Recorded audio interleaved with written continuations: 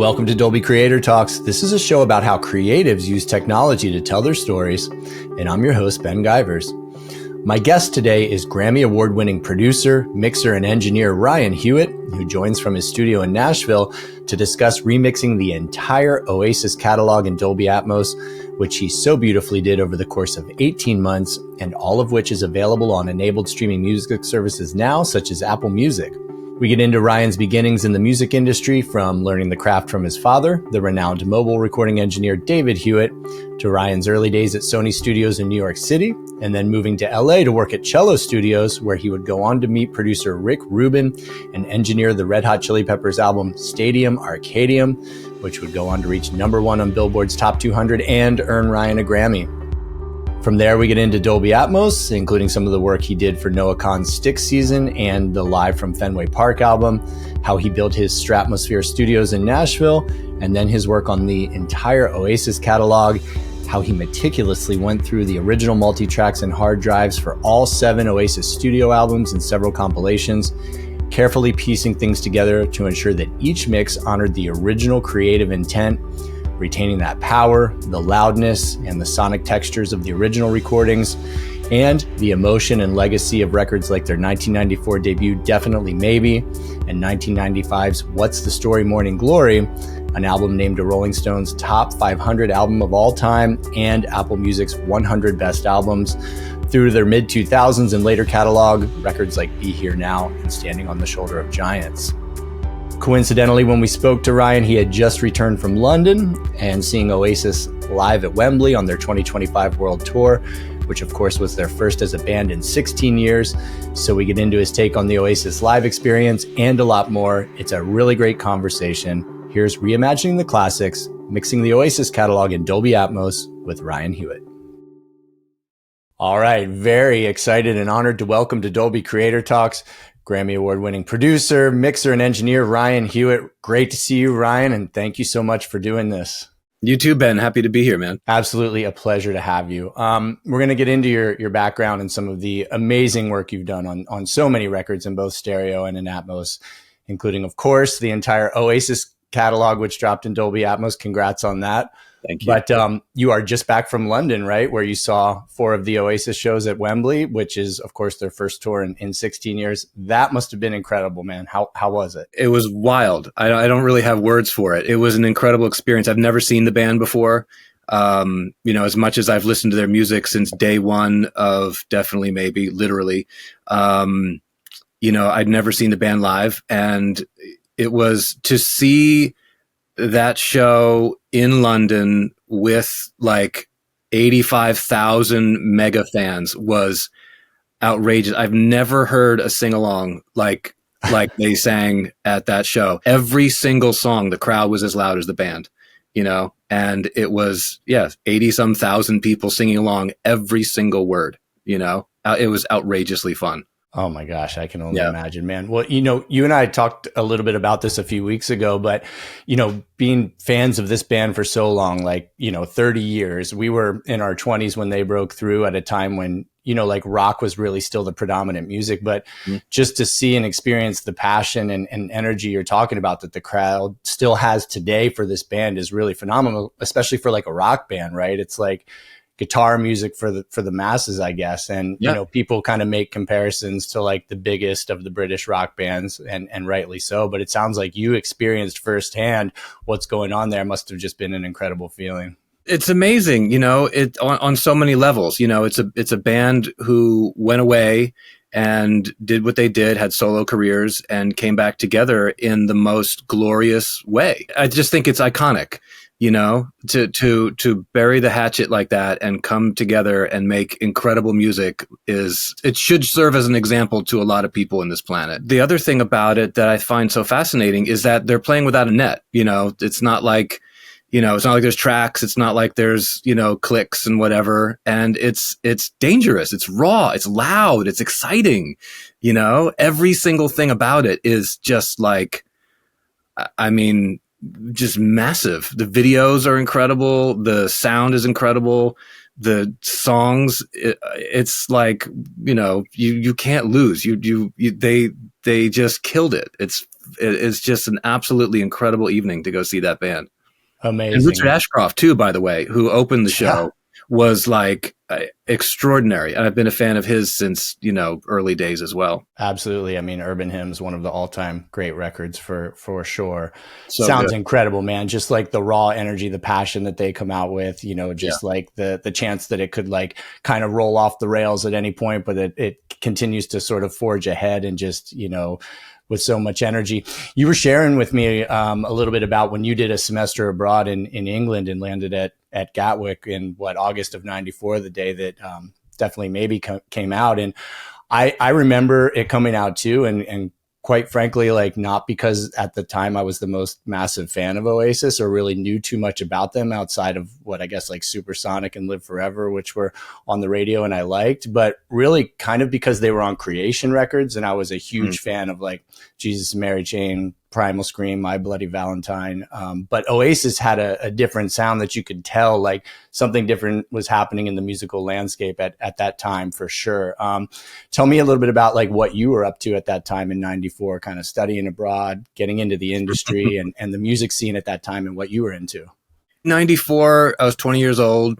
And yeah, I did a semester abroad in Brighton, England, and the University of Sussex. That was my junior year of college. So I was just sort of getting into it. I mean, I'd already decided that I was going to make music for a living for my life at that point. And I was going to school for electrical engineering at Tufts University in Boston. My dad, who's a recording engineer also, was just like, go get yourself an education in something you can use and you can learn recording on the fly. I'll teach you. You go to a studio, you can learn about that stuff. It's no big deal, but go learn another skill. So I chose to learn and forget electrical engineering. And it's done me quite a bit of good throughout my career, just in terms of problem solving skills and, just enough knowledge to be dangerous. So I was over there for the semester, came back, with all this incredible music, because all this stuff was happening in '94. There was Radiohead, the Bends, there was Jamiroquai, there was Blur, there was Oasis. There was just like a whole thing in British rock at the time. And I got to experience it firsthand over there. I'd go with my friends to rock clubs and we'd drink and dance and have a good time and, carry on and stuff like that. And then come back to the campus and go to the pub and play music on the jukebox, And so, I just found all this music that was new to me. So the Smiths and Joy Division and Paul Weller, The Jam, so much music happening that I hadn't heard of before, in America. And actually, funny enough, that brings up the whole other part of it is like when I got back from England, I joined a band at school. And, we were playing like funk music, sort of loosely based on the Meters and Stevie Wonder, things like that. And the impact that this English trip had on that was, pretty profound, I'm sure, man. Yeah. And I mean, Oasis at that time kind of carrying on the legacy of the Manchester bands that came before, you mentioned the Smiths and Joy Division, New Order, and then kind of like the Happy Mondays and Stone Roses and Primal Scream world and all of that. And then like in London at that time too, you kind of have what's going on in Bristol with Massive Attack and like all of these sounds kind of meshing together. And it seems like anything was really possible at that time. Yeah. It was an extraordinary amount of music. And it's funny, you're listing all these bands, and some of them I got into at that time. Some of them I got into much, much later, at different times. Like, I feel like my musical tastes coming up were very, I'm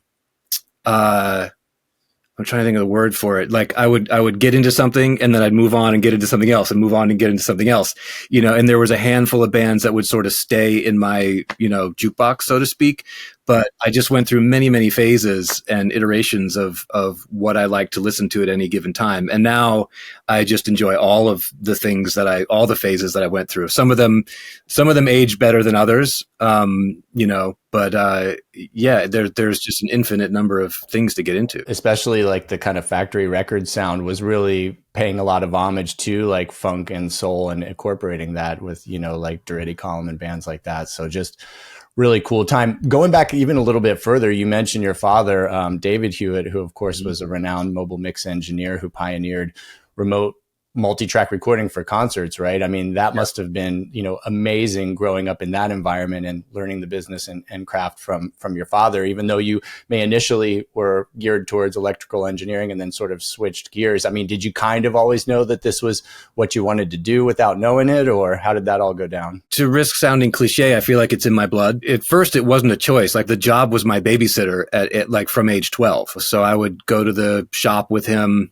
before it was in our backyard. He had this shop where he'd keep the truck near the Meadowlands in New Jersey. And I'd go with him on weekends and do whatever needed doing that a 12-year-old could do. So, I got Q-tips and was cleaning the console, and I was, they taught me how to solder at age 12. So, I got fixing cables and helping the techs, build stuff and fix things and clean things and rearrange things and so on.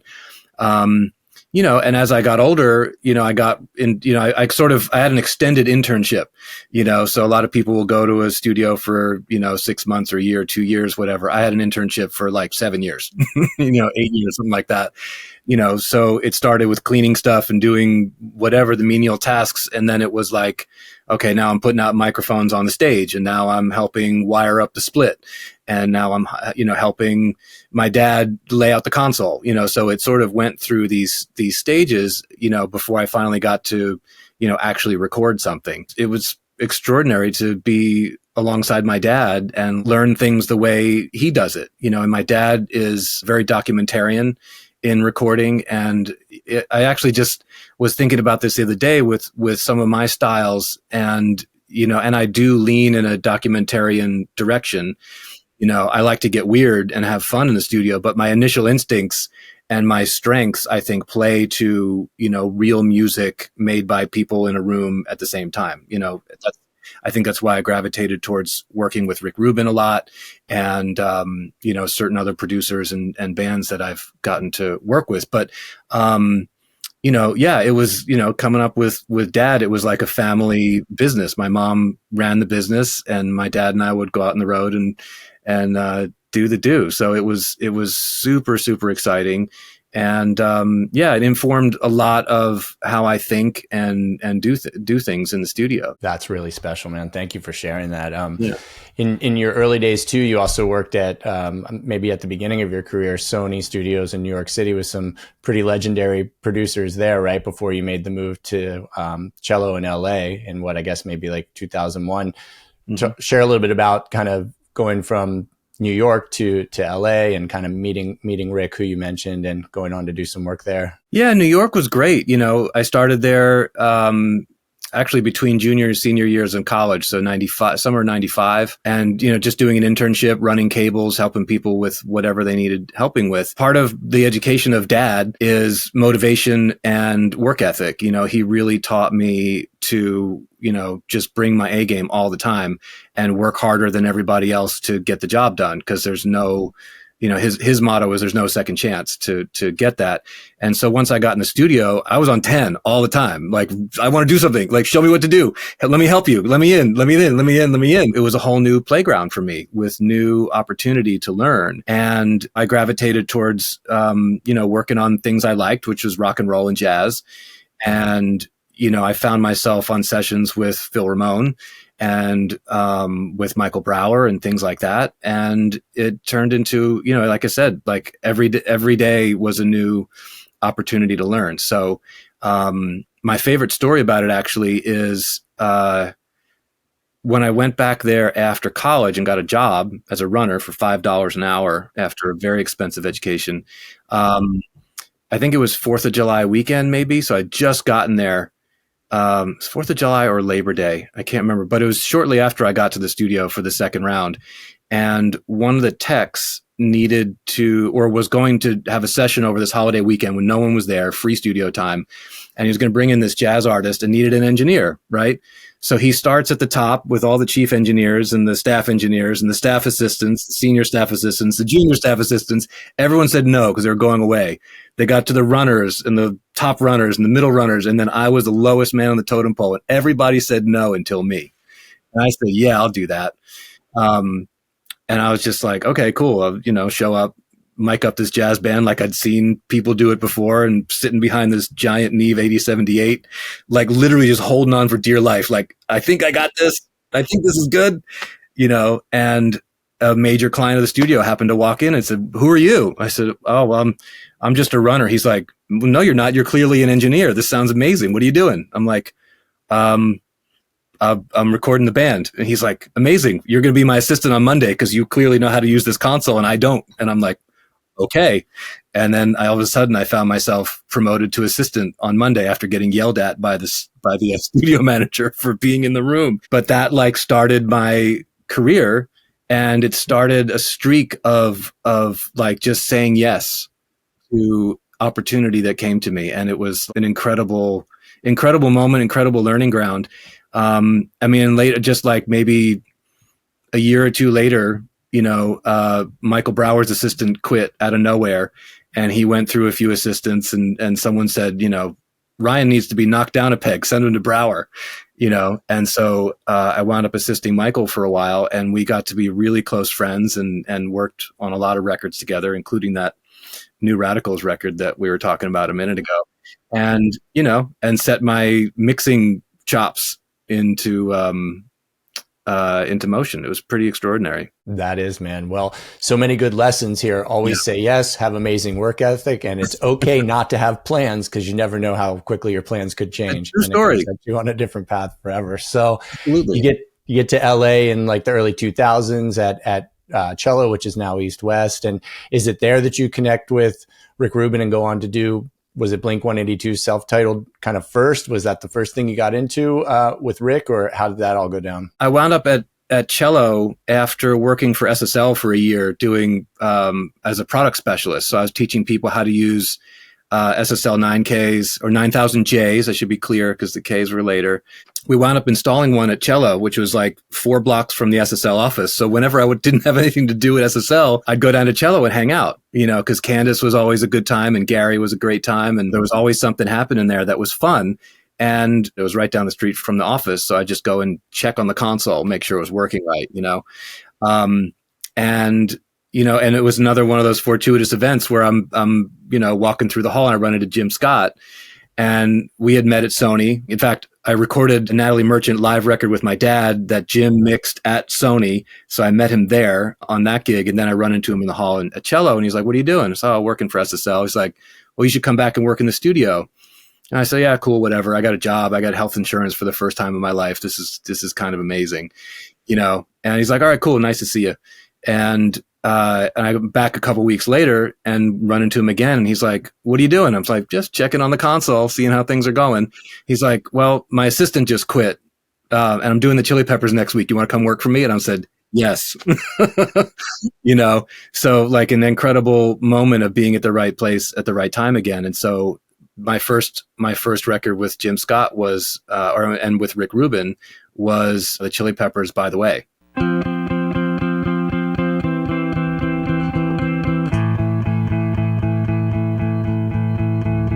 Standing in line to see the show tonight, and there's a light. Yeah, so I quit my job on September 10th, 2001, and everything stopped. And all of a sudden we weren't doing the Chili Peppers the next week.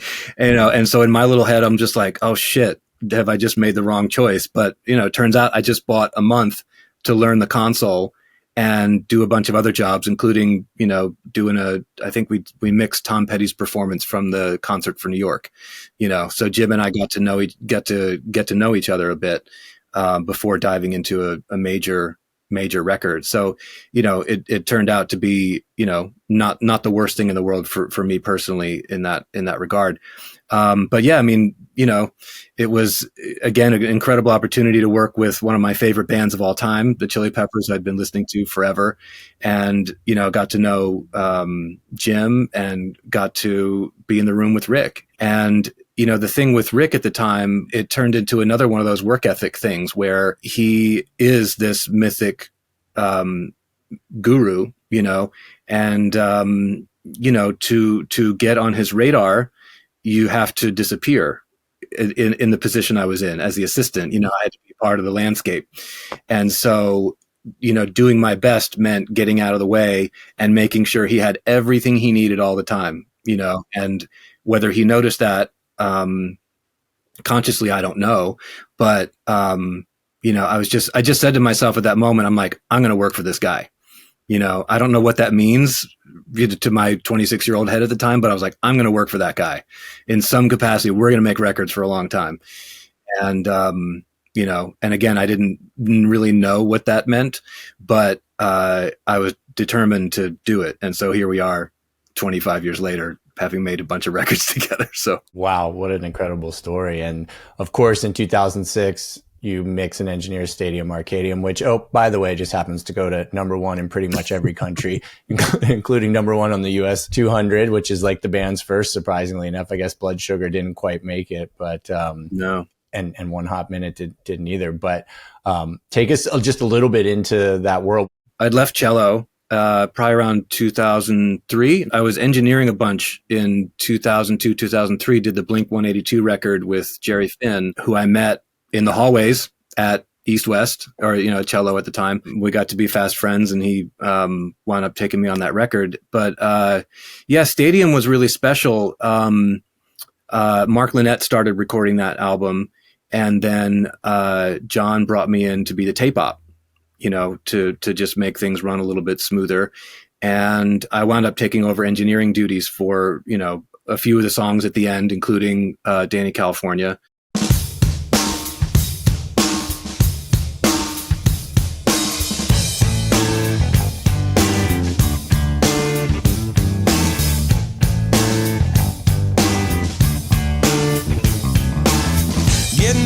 State of Mississippi, Papa was a copper and the mama was a hippie. In Alabama, she was swinging a hammer. Price you gotta pay when you break the panorama. I think we were recording for, I don't know exactly. I think it was like, God, it must have been 8 months. Something like that. There's a lot of tracks on that album. There's a lot of tracks on that album. And then there was like an extra 10 B-sides. I think we did like 36 or 37 songs in total or something like that. 26, 27 on the album. And we recorded that at the Houdini Mansion that Rick owns. I think it's called the Houdini Mansion. I don't think it actually was, but it's this beautiful house where they did Blood Sugar Sex Magik in the 90s. Again, like pinching myself, like, wow, okay, round 2 with this band. And now I'm in the same place they recorded my favorite record. Like, how cool is this? Yeah, I've spent a lot of time. It was just me and John doing overdubs together. And, Flea would come in and Chad would come in, and Andrew Sheffs did all the vocals on that record with Anthony. And it was just another one of those extraordinary times, So at the mansion, we had an Eve 8068 or something like that we rented in, and a ton of gear, just all the stuff, all the fun things. And then we moved the party up to John's house to finish overdubs, and we used his studio that I sort of put together there for him. In the years prior to this record, he and I did a number of solo records, and the last of those prior to Stadium Arcadium was Curtains, and we did that in his home studio on an 8-track with his beautiful API console that came from Record Plant where my dad was. So there's all this personal history. Anyway, then we moved to John's house and finished up the overdubs there, and took a break after we finished the recording. And, in what is sort of a norm for a Rick Rubin production, we had a mix-off. And so I was invited to participate in that, against some of my heroes. And I won. So it was, I can literally take myself back to the moment that John called me to tell me I got the gig. It was life-changing. I'm sure, man. Awesome story. And then, of course, you'd go on to do like the Chili Peppers' Return of the Dream Canteen and Unlimited Love and all of John's solo records. I mean, what an insanely talented musician and fan of all sorts of crazy music that guy is. Like, I'm pretty much sure that guy can do anything that he wants. He's an encyclopedia. Yeah. You've, again, like you've done a lot since then across all sorts of genres and styles, and we'll get into Atmos in just one second. But you talked a little bit about kind of your approach being kind of the documentarian, so something you sort of learned from your father's approach. But like, you know, not to like compartmentalize it, but just in general, like your philosophy and approach when it comes to like engineering and mixing is, you know, to kind of capture it like it's happening there in the room. But how would you sort of describe it, just sort of in general, like your general philosophy and approach, and understanding it changes and evolves and it's about the situation, but you know, like what's kind of your take? You know, so much of it depends on what the mission is, you know, what the music is, you know, what the music asks for, you know, cause not every record is done the same way, and not everything requires the same level of anything, you know? But yeah, I mean, my general philosophy is hyper-realism. You know, I like it to be plausible that it was played that way, plausible that it was captured together, but anything could have happened between the source and the final outcome. It's such a personal and sort of spiritual experience to witness and capture the magic that is music that we all love, you know? And so, you know, I've had experiences, yeah, I mean, with pretty much every kind of under hyphenated music you could make. I've done hip hop records when I was a kid. I've done opera records, you know, I've done, you know, orchestral records and, you know, rock records. I don't know if I've done a death metal record, you know, but I've made music that could be called metal. And so, you know, everything I think requires different approaches in the subtleties, but at the end of the day, you know, capturing the magic is the job, isn't it? And so, you know, we as we get older and have more experience and make more records and be exposed to more teachings and learnings, you know, we develop these incredibly deep toolboxes to draw very obscure tools from. And so, you know, and this goes for recording, mixing, you know, writing, whatever. I mean, there are weeks where I'll work on a very heavy rock record and then a girl who's whispering into a microphone with an acoustic guitar and a violin, you know, and then the next day it may be like a big pop record. I mean, the thing that holds it together, the thing that enables us to work on, or certainly for me, what enables me to work on so many different kinds of music is just, you know, having the taste and the knowing what's appropriate for what day, you know, knowing what tools to use and how much of it to use on any given day. Cause at the end, you know, I mean, you know, this incredible computer behind me is the same thing I stare at every day, no matter what I'm doing. And, you know, the things I gravitate towards using are the things that I use every day, and they can be used in so many different ways to such differing outcomes depending on what we decide to do with it. You have to be measured, right? And just calculated in how you approach things. And, yeah. And it's doing what's right, you know, for the moment.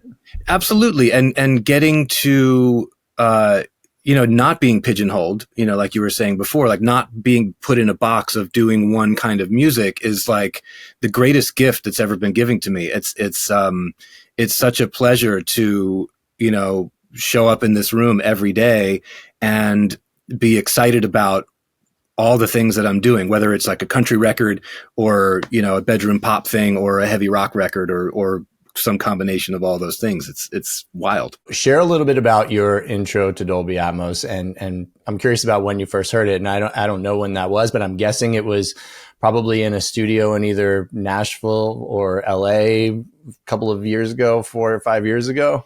Yeah, the first time I got introduced to Atmos was in 2019, and my old room was on the campus of Universal Music Studios here in Nashville, what used to be House of Blues. I got to be good friends with Kevin Reeves over there and with Pat when he came in, and I was working on a Harry Connick Jr. record at the time, and someone came up with the idea of like, well, let's do a few of those songs in Atmos. And I'm like, what's this? Okay, cool. Absolutely. And so they had built a couple rooms over there across the street, and they just said, yeah, come on in, you know, bring a few songs, and we'll just let you have fun. I was like, okay, great. And so, here we go into this whole new, format. Oh, in fact, let me back it up for a second. When I did that record, I'd known about Atmos. And so, I knew that Universal was making a big push for Atmos. And so I talked to Steve Genowek. I'm like, all right, so I'm doing this record with Harry, is there anything I should do to make it, ideal for Atmos? And he's like, oh yeah, put some mics here, here, and here. You'll want those for when you do Atmos. I'm like, oh, okay, great. And we wound up doing strings together, at Capitol. So anyway, we did this whole thing. I was asked to do the Atmos, bring this I printed a shit ton of stems and brought them over to the studio at Universal and just sat there for a few days, playing with it, trying to, understand how it works, what feels good, what sounds good in headphones. And, one of the songs I did, had, the full big band and the full orchestra. And so I was like, okay, well, what's an interesting perspective on this? Let's be the conductor. Let's have the big band in front of you and the orchestra behind you, perhaps as it might be in a symphony hall or something. And it just felt really, really good. And I wound up putting up all these extra mics that Steve had told me to record, and it worked an absolute treat. It feels like you're in the middle of all of these musicians, and it's like, what better perspective could there be than that? Nice. And that studio is now, I guess, called East Iris, right? It's back to being called East Iris as it was when it was built in the 90s, I believe. Yeah. Mm-hmm. Yeah, great sounding rooms there. Fantastic. PMC rooms over there. Yeah. Kevin and Dustin and Pat and all of them doing some amazing. That's what turned me on to PMCs, by the way. So I see them right there. Yep.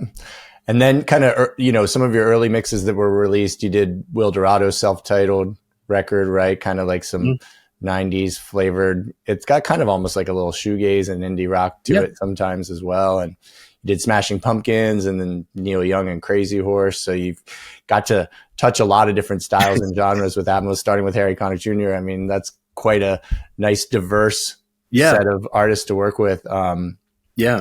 One I must ask you about too is Noah Kahan and doing the Live from Fenway Park album. I mean, that is like, the crowd adds so much vibe to that when it's like an additional instrument, all the like singing along.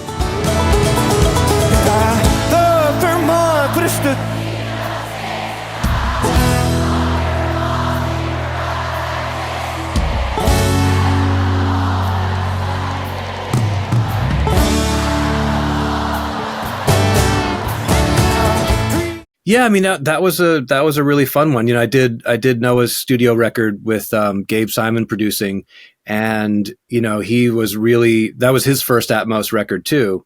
That was his first Atmos record was Noah Kahan's Stick Season record, and we got really into it. He came down to the studio, and we made sure everything was as great as it could be for the format, and Gabe's gotten really into it. So we do a lot of work together to begin with, and then he's one of the few people. He's one of the few like great producers who's really embraced it, And so when it came time to do this live record, we both went to Boston to witness the recording and to make sure the audience was captured as well as we knew it needed to be.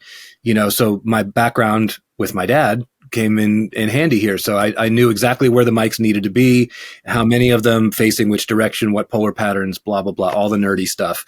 And the fact that it was in a ballpark like that was a huge challenge because, those stands were so far back. Yeah, the biggest challenge was that the bulk of the crowd was so far away from the stage. We wound up actually having to back time the crowd mics so that they weren't like some songs. They were like a quarter note behind the band. They were so far away. It was wild.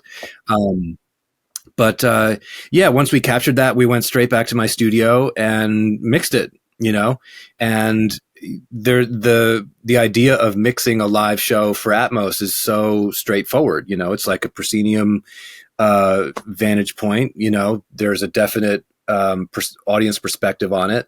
And like you're saying, the crowd was just absolutely ridiculous. It's like Oasis, where every single person, all 38,000 people in Fenway Park were singing every single word.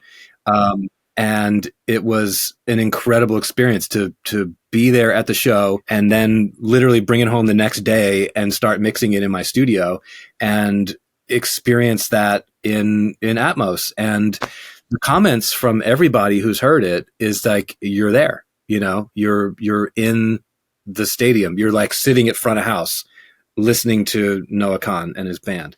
And when you hear it in the room, when you hear it in a room full of speakers, like we have, it's extraordinary. You can really close your eyes and be transported back to the show. It's stunning. That's how it felt when I listened to it in my studio. I was just like, wow, it's almost like I'm here. It's mission accomplished. Yeah, dude. Well done.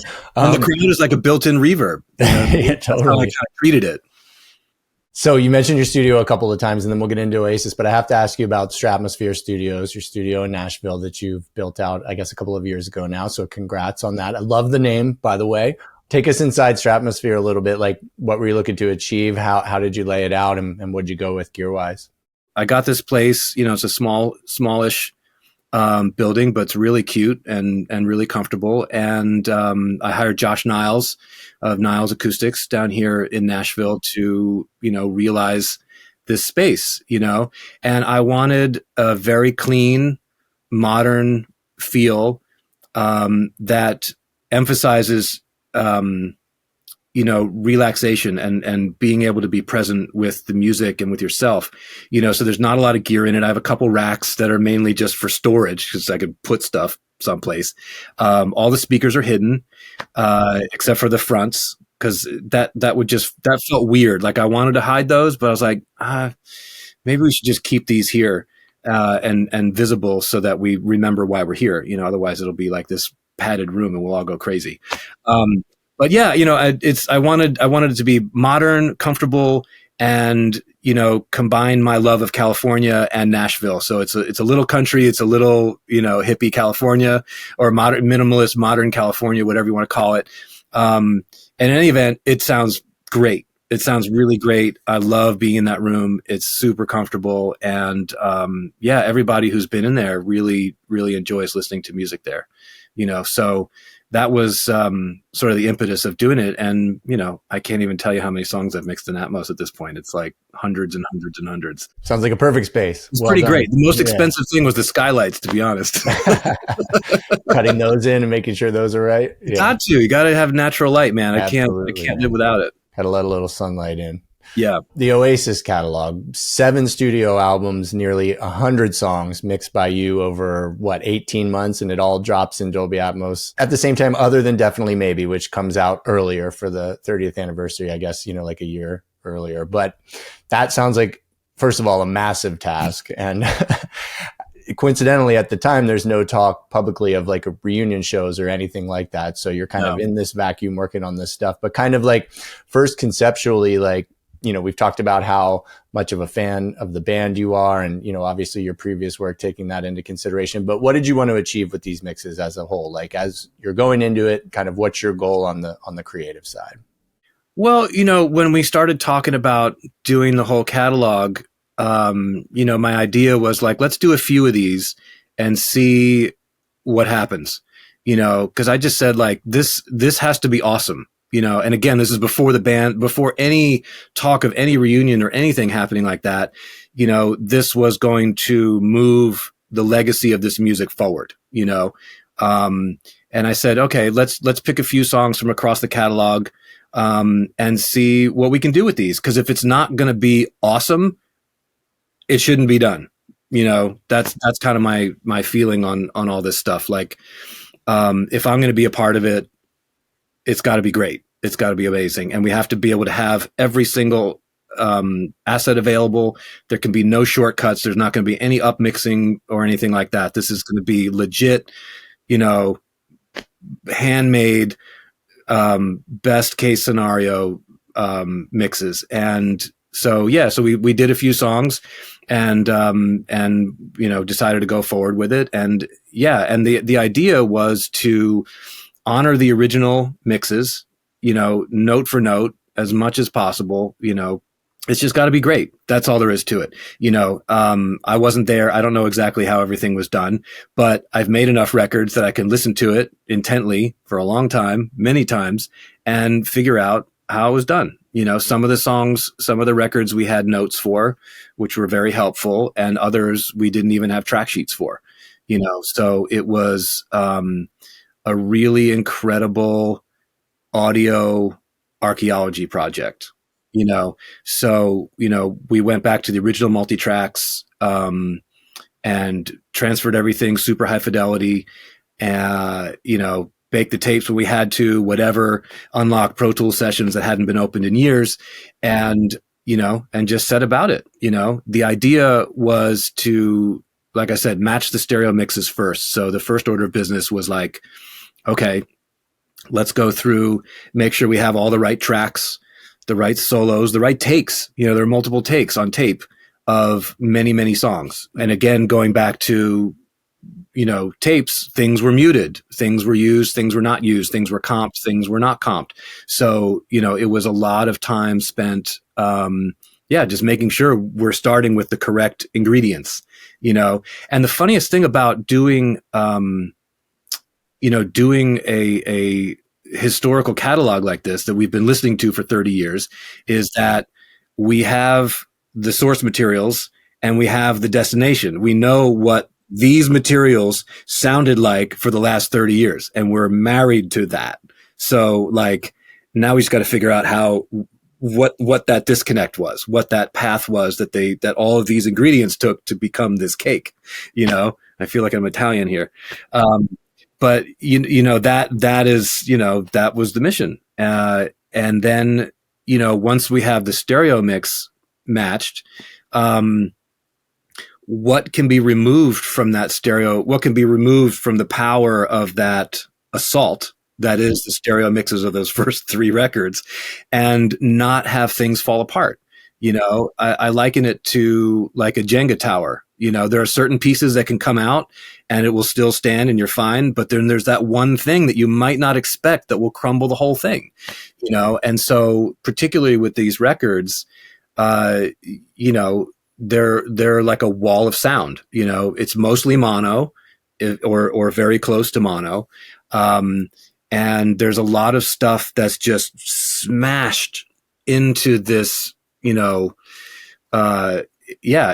this very dense stereo recording, and so like I said, what can you take out of it that's not going to let it fall, that's not going to have it fall apart? And so we'd experiment with that. And by the way, I had 2 guys working with me, Jordan Silva and Tyler Spratt, my 2 engineers who are fantastic, worked with me through all this stuff. And we would play with, what can come out? Can the guitar solo fly around the room? In this case, yes. In this case, no. Can the acoustics go just a little bit wider?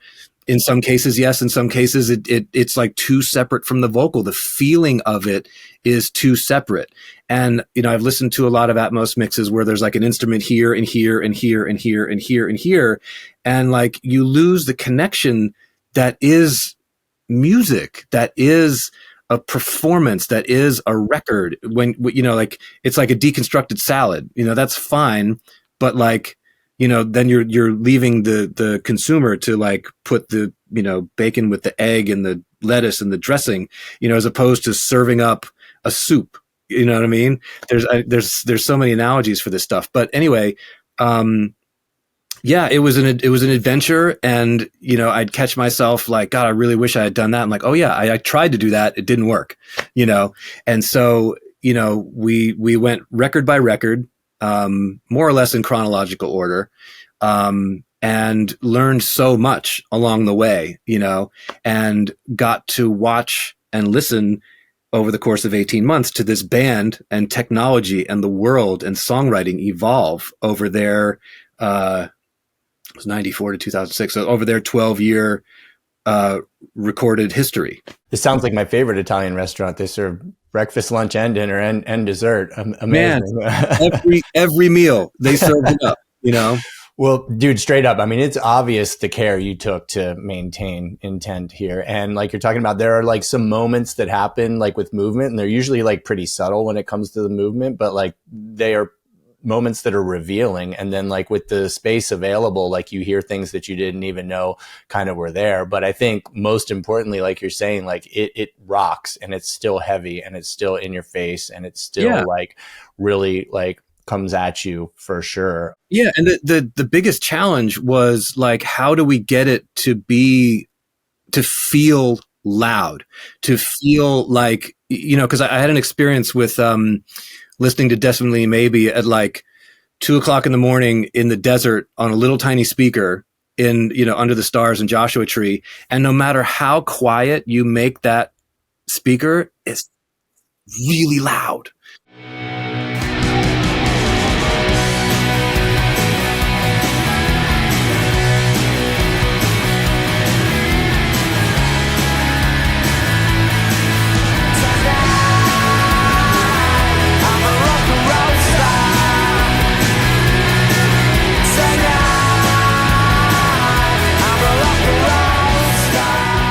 And I've read all these interviews and watched all these interviews with Owen Morris, and it's like that was the intent, was to make it loud, no matter what volume you're actually listening to. So it's like, how do we do that in Atmos?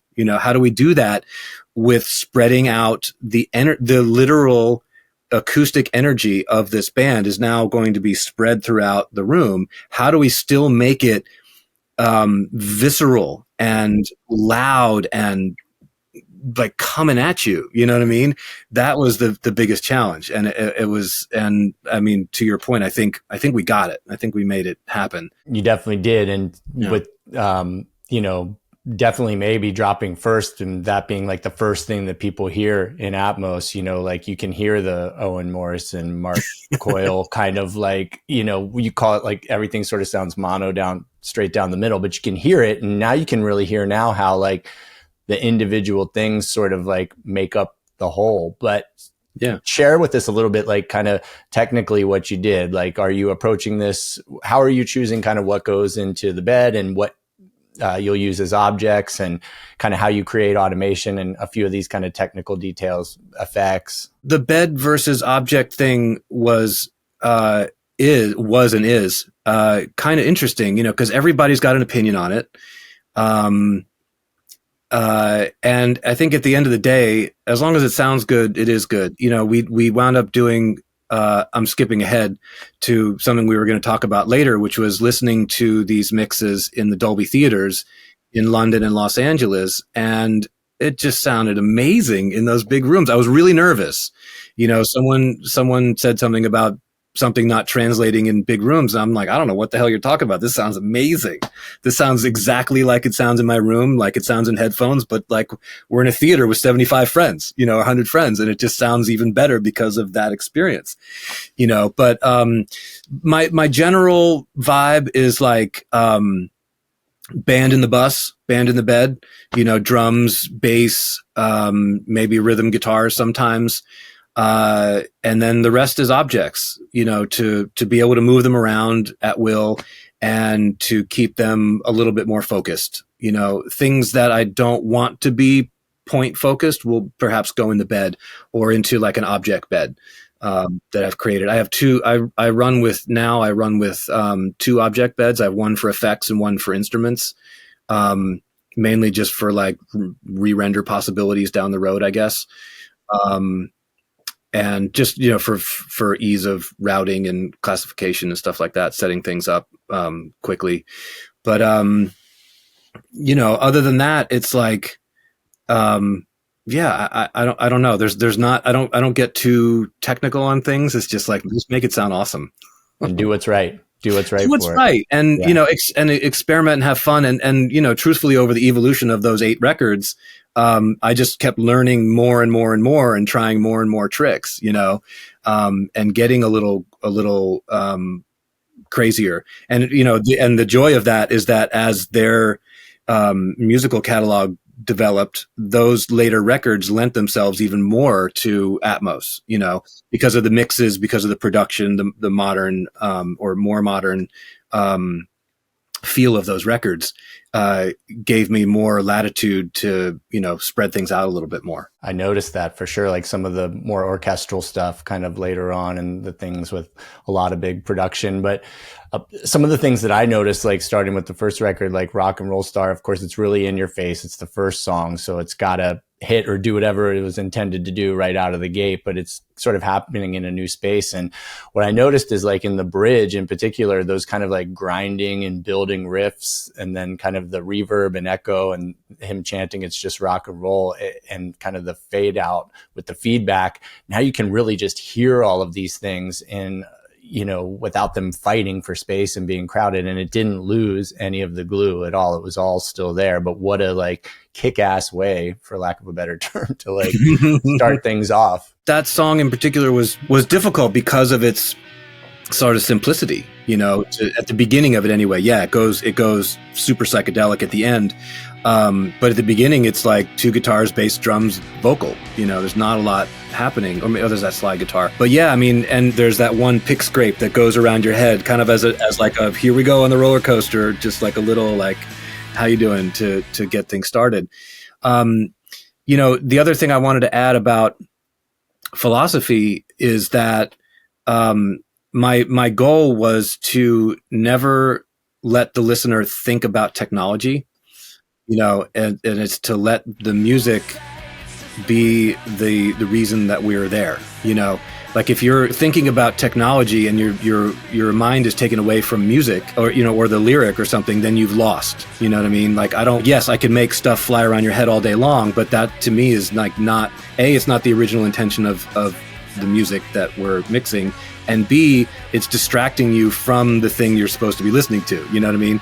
So I want to use you know, the technology as a vehicle for music, not the other way around. On like Live Forever, for example, you can really hear like how big and boomy the drums were played and recorded on this one, and like the boominess of what I guess is sort of like the combo and the kick and the toms. But like it seems like there's like so much happening, and you can just like really feel it. It's really like in your face and amazing. The intro to that song was probably the most difficult thing in the entire catalog. Really? Just that literally that simple, you know, that little beat that he's doing at the beginning. There's I was just talking about this with someone the other night at the show, was like the sound of that kick drum. It sounds like a bird. It's like almost sounds like a bird chirping.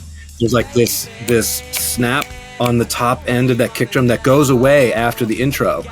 I mean, I literally sat there with that part on loop for hours, a sum total of many hours, trying to get the timbre of the floor tom right and the click of the kick drum, and trying every single possible combination of microphones to get that, and flipping phase and doing. And it turned out it was the scratch vocal mic that was in the other room that made it sound the way it did. And they only used that microphone for the intro, and then it goes away. But then there was like something else that made, you know, the kick drum attack was, you know, very clear through the rest of the record. And it's like, okay, well, how did they do that? You know, and it was, yeah, it drove me absolutely crazy. Like it was like multiple hours over multiple days, because like you can only listen to it for so long before you literally go insane. So, you know, you chip away at it, you try this, okay, cool, moving on to the chorus or something, or the other song or whatever, you know. But yeah, it was that song was tough. It's so iconic. It's got to be right. Moving on to What's the Story and the Morning Glory song, you're talking about movement and some things that you can do, and you've got the helicopter kind of like starting in the tops and the rears and sort of like circling around you, which must have been real cool. And then the guitar kind of like comes in left and right and then ahead of you and sort of kind of like closes in. And the interlude with the helicopter where it kind of comes back in and the music fades in and out. That must have been fun to do. I mean, honestly, when we first started talking about doing this whole thing, that was the first song that came to my mind as like, this is going to be fucking awesome in Atmos. This is going to be like, this has to be the most incredible thing that I've done to that point. There's so many guitar parts. There's the obvious helicopter that's circling around and whatever. You know, it's just like the stereo mix of that is so dense, and it's one of my favorite songs, you know, of all time. So it was really important to me to get that right, and to make it like, that was one of the ones where like, I'm like, okay, can the drums be a little bit louder in this iteration of this song? And, you know, I don't know if they are, but that song feels correct. It feels exciting. You know, there's those wailing guitars are coming at you from all sides. You know, it's a pretty extraordinary experience. That one took quite a while. I made several, you know, we wound up having the record. I don't know if we talked about this. We had the record master. All the records were mastered by Matt Colton at Metropolis in London. And he's done like all the remasters and, you know, reissues and things like that, of modern Oasis stuff. He and I have gotten along really, really great. And some like that one in particular, What's the Story, Morning Glory, went to him, and I'd listen to it and be like, okay, I can make this better. I know I can make this better. I know I can make this better. And you know, we went back and forth a few times on it. And I finally got it to the place where like, okay, this is what I want it to sound like. This now really makes me happy. And like when I listen to it, I just get this overwhelming feeling of, you know, just satisfaction, incredible satisfaction. One other one that I guess had a field recording element to it or some sort of sound was Champagne Supernova, where the water sounds are sort of like washing all around you in the room. Was that just a sound on a track that you had? Like what was that? Yeah, I mean, it was just like, I think it was just it was labeled sample, you know? And so, you know, it had the waves, you know, and there's that at the end of the record, there's that 3-song sort of medley. Anyway, there's like that whole montage at the beginning, and it's glued together by the waves. And yeah, that was a stereo track, and it was all crossfaded in mastering. Yeah, Morning Glory into Swamp Song into Champagne Supernova. The waves were on the tape, and I have no idea how they could have done that crossfade in mastering, you know, given the technology of 1995, you know. But anyway, we figured it out, got it together, and yeah, and just like the waves kind of in the Atmos mix kind of pulse forward and back, you know. And yeah, that was super fun to you know, sort of expound upon in there. The Master Plan, which is the B-side comp, the one track Acquiesce sounded like it really had some cool use of like height and placement with the bits at the beginning, which was really cool and kind of unexpected and trippy as well. One of their trippier songs. And then you get into something like Bring It On Down, which is like so huge and in your face with like these aggressive guitars and distorted vocals. I mean, you made that feel super powerful in Atmos for sure. The energy's there. That song had never really stuck for me from the original record. I never really thought about it. But the more I worked on that song, the more it resonated with me, and again, it just became one of those missions of like, this is going to be like, I want this to feel like you're being assaulted by 5 dudes in you know, black sweaters with guitars, you know. That's like the feeling I wanted of that song. And I remember playing it for a friend right after I finished that record. We played the whole record for a couple guys, and after that one, my buddy turned around and be like, you got to put your seatbelt on for that one. You know, so yeah, so I think we definitely got that. And I can't remember specifics of that song, but I feel like there was a lot of room sound in that song, you know, to make it feel like, it almost felt like you were being played to in a club on that song. And so, you know, I just went with that, and, you know, whatever we had, just sort of spread it around to make it feel like you're in that dark alley getting assaulted. Standing on the Shoulder of Giants. This was one of my favorite mixes, Who Feels Love, on the entire catalog. So like and it was a cool song to begin with. It wasn't ever one of my favorites, so to speak, but like hearing it in Atmos, like the vocal harmonies are just like absolutely gorgeous. There must have been a lot of vocal tracks on that one. The funny thing about this whole project is that I wasn't really familiar with the second half of the catalog, you know. From after Be Here Now, I sort of, you know, went on another musical adventure in my life. And so like listening to these, sometimes I was opening these songs and hearing them for the first time, and it was mind-blowing how many great songs came in those later records and didn't get their sort of their due, you know, because of whatever was happening with in the world. But anyway, yeah, that one is a gorgeous song. And yeah, there were a ton of vocal tracks, and you could really get a feeling for sort of Beatley nature of that song spreading them out. I think I made some stuff go backwards and forwards over the head. And is that the one with the like a Moog in it or something? There's like a little synth kind of creeping through it. There were a number of sort of more modern elements to that song that, again, like I was saying earlier, really made the latter catalog even more exciting for Atmos, because there were really, there was so much more to play with. And, the original mixes, I think, were wider and deeper and gave more latitude to make some changes for the sake of Atmos in those songs. Yeah. And then they, bring in different band members, different producers. The catalog totally evolves and kind of changes. Yeah. And, it just continues to become more interesting, I think. And they really kind of like evolve their sound and then just sort of like mic drop, hey, we're out of here for now. Yeah. It's really interesting that, again, to go on that journey of that 12-year, sort of fireball, if you will, it never, the songwriting and the performing never stopped. It never waned.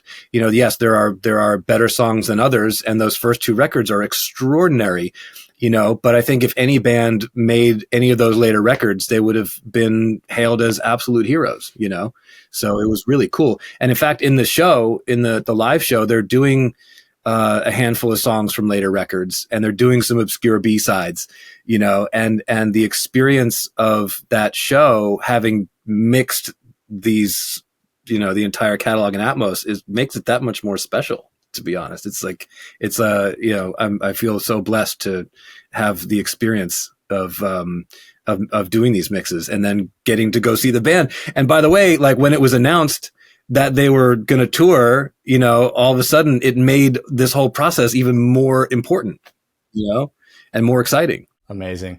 Yeah. Well, you talked a little bit about the playback events in London and Los Angeles in collaboration with Apple Music, where all, tracks from all 7 studio albums were played. There was new visualizations created and all of that. And you talked about how, excited you were that the translation was there. I'm curious, like what some of like your friends and colleagues have said about either hearing it that way or streaming or in a studio. Like what's been the reaction in general to all of these mixes? From people I know, it's been overwhelmingly positive. The people that were at these playback events were fascinated, with what we were able to do with this music. That, a lot of people are skeptical that rock and roll can't sound great in Atmos. And I feel like I did a mic drop on that concept. Like absolutely, heavy rock can sound amazing in Atmos. You just have to, you just got to give it to it, and find your way to make it, loud and glued together and excited, but also ever present and expansive all around. I got a lot of compliments. I got a lot of work out of it. Some people who were sort of on the fence about doing things came through, which is the ultimate compliment. And, people were excited to hear this music that they've known for 30 years in a whole new context, and people who come to my studio and listen to these things say the same thing. I've had multiple occasions where grown men have walked away crying listening to this music, because the emotion of experiencing this music in the way that human beings are meant to hear music, which is 360 degrees, every dimension is meant to be, an experience. We can now have that. We can have it in headphones. We can have it in studios. We can have it in cars, concert halls, whatever.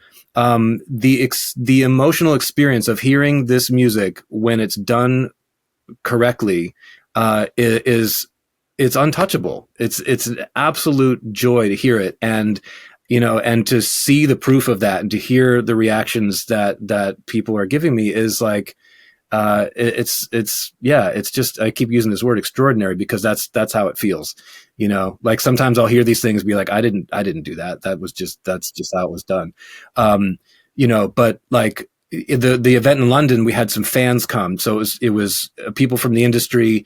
It was, journalists and whatever, but then like some fans got tickets to these things and we had a little Q&A afterwards, and they were all just like, how can I listen to this at home? How can I, what can I buy to hear it even just half as good as it is here, And so it's like we have the technology to get these expanded mixes into people's homes, into their ears on so many different levels. And I was watching the Andrew Sheps video earlier where he was talking about like 5.1 and how it didn't really, float the boat for a lot of people. And it was not ultimately the success that Atmos and spatial audio is, not only because you had to rebuy everything, all the material, you had to buy all the media again, and you had to have a specific system and this and that, we're at a place in technology where, it's being broadcast whether you want it or not.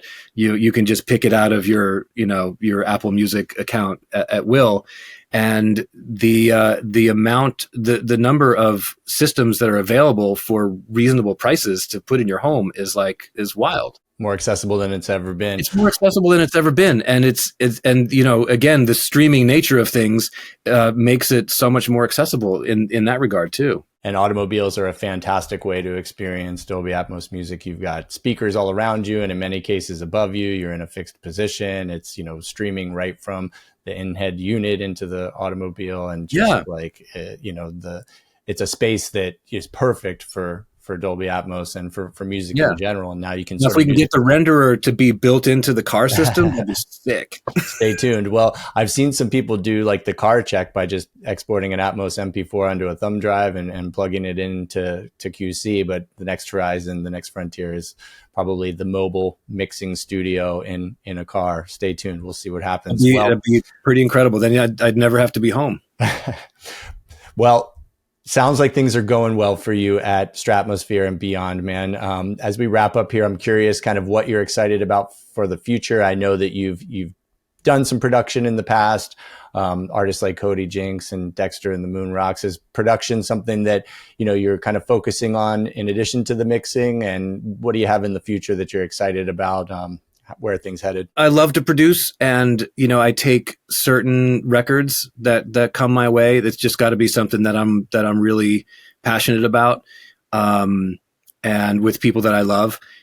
Producing takes a lot of time, and my main thrust is mixing, and there's lots of things on the horizon, working with a lot of really cool artists, this week, in fact, and going back in the studio with Dexter and the Moon Rocks next week as well. Amazing. Well, Ryan Hewitt, congrats again, man. Really, really great work. And a massive thank you for sharing all of this and spending this time with us. Really appreciate it. Absolutely. My pleasure. Thanks for having me. Cheers. Anytime. A massive thank you to my guest, Ryan Hewitt, for sharing his story and the insight into the phenomenal work he did mixing the Oasis back catalog in Dolby Atmos. You can hear all 7 studio albums and the compilation albums on enabled streaming music services now, such as Apple Music. For more about Ryan, check out his site at ryanhewitt.com and follow him on Instagram at ryanhewittmix. For more conversations with mix and mastering engineers and producers working in Dolby Atmos, check out Dolby Creator Talks on all the major podcast platforms, including the video version on YouTube. The links are in our show notes, or you can simply search for Dolby wherever you get your podcasts. And if you're curious to know more about Dolby Creator Lab, go to dolbycreatorlab.com to find information about all of our programming. There you can subscribe to our mailing list and access the entire library of episodes of this podcast. That's also where you'll find the Dolby Atmos Music Accelerator and Dolby Atmos Music Learning courses covering all the topics you need to get started creating music in Dolby Atmos. The courses are always free and available in multiple languages. And for other great Atmos resources for creatives, check out the link in our show notes. Until next time, this is Ben Givers with Dolby Laboratories. You can follow me on Instagram at creatorlab.ben. The Dolby Creator Talks editor is Michael Coleman. Our executive producers are Amanda Schneider and Jack Ferry, with additional editing by Matt Nixon, and our production coordinator is Karen Marikine. Cheers.